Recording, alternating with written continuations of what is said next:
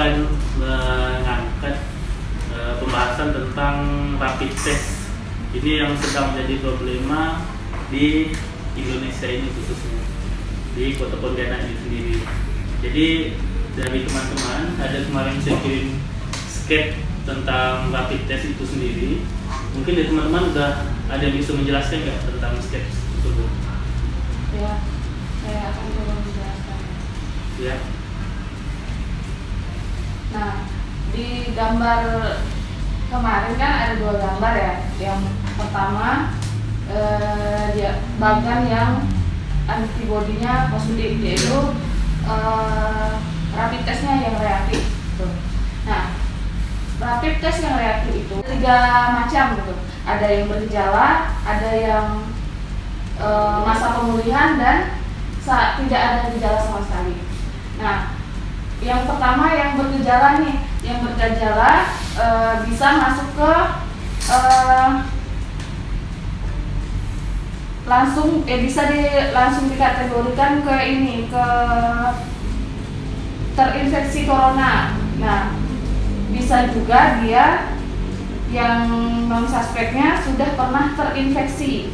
Nah, itu yang bergejala. Nah, kalau yang pasca gejala itu pemulihannya, dia masuk ke terinfeksi tapi sudah pulih dalam masa pemulihan, yaitu 14 hari atau 2 minggu.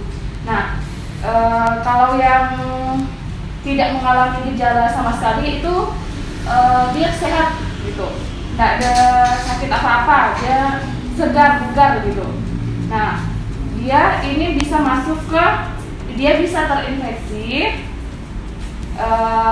sudah sembuh karena punya antibodi yang kuat dan dicurigai dia positif corona, COVID. Nah, kalau bagian yang kedua yaitu rapid test yang negatif. Nah, ini sama, rapid test negatif ini ada bergejala, ada yang masa pemulihan juga ada yang tidak ada gejala sama sekali.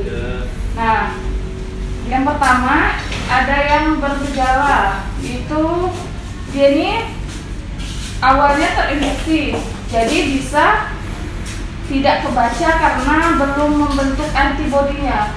Jadi dia ini hasilnya non reaktif karena antibodi di dalam tubuhnya belum kebentuk.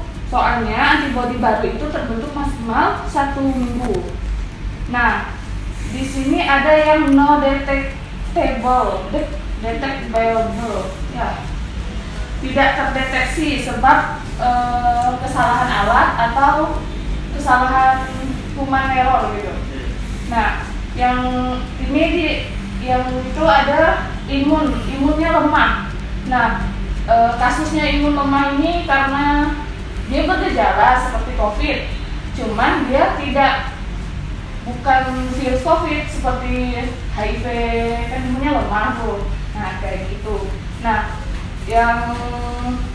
yang relate dengan penyakit COVID yang negatif ini, dia ini punya gejala mirip COVID juga, tapi tidak relate dengan penyakit COVID itu sendiri.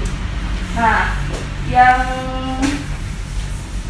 yang kedua ada non suspek. Nah, di sini tidak ada infeksi COVID sama sekali, bersih atau tidak bergejala, dan dia tidak termasuk kasus COVID. Nah, seperti itu. Ya. Mungkin ada yang ingin menambahkan? Saya akan menambahkan sedikit. Jadi menurut saya itu antibodi yang positif adalah seseorang yang terinfeksi COVID-19, bisa dengan gejala ataupun juga tanpa gejala, yang lebih dikenal itu OTG. Untuk yang kedua, yang antibodi yang negatif adalah seseorang yang mudah terjangkit atau terserang COVID-19, walaupun di seluruh mereka itu banyak yang sedang bekerja ataupun virus untuk penularan COVID-19. Nah, sedikit menambahkan lagi. Nah, rapid test ini hanya untuk screening awal aja.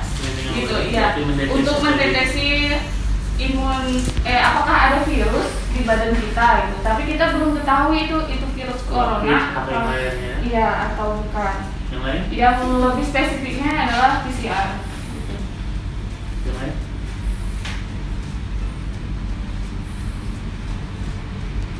Yang untuk tes yang antibody yang positif tadi itu kan, Iya.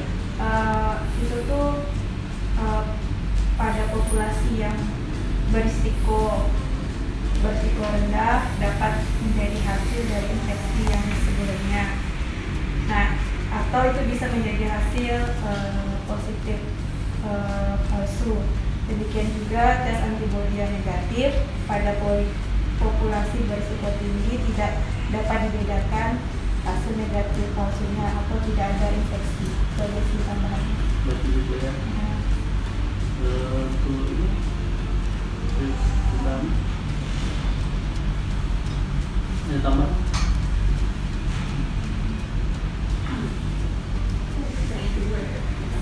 Berarti itu aja ya. Berarti untuk rapid test ini intinya hanya sebagai pendeteksi antibody ya, tidak lebih ke coronavirus. Jadi untuk penyakit infeksi lain juga bisa terdeteksi reaktif ya. Iya. Untuk COVID-19 ini sendiri berarti lebih spesifik ke PCR untuk pengecekannya. Untuk measure dia COVID-19 atau bukan. Berarti untuk gejala-gejala yang tadi dikatakan oleh Yayasan Islami, ada yang namanya hasil reaktif palsu. Nah, itu sama yang dikatakan Abi sendiri, itu sama sebenarnya. Berarti reaktif itu belum tentu dia COVID, bisa jadi dia reaktif karena penyakit lain. Iya. Dan terkadang PCR ini tidak hanya ketahuan di swab dahak, karena beberapa penelitian terbaru juga udah didapatkan hasil reaktif itu dari cairan kepala, di brain, di otak, cairan kepala.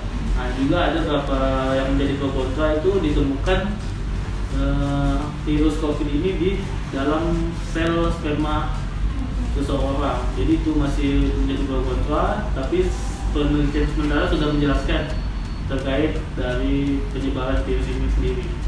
Mungkin pembahasan hari ini itu saja dulu. Saya akhiri. Terima kasih untuk teman-teman semuanya. Assalamualaikum warahmatullahi wabarakatuh. Waalaikumsalam.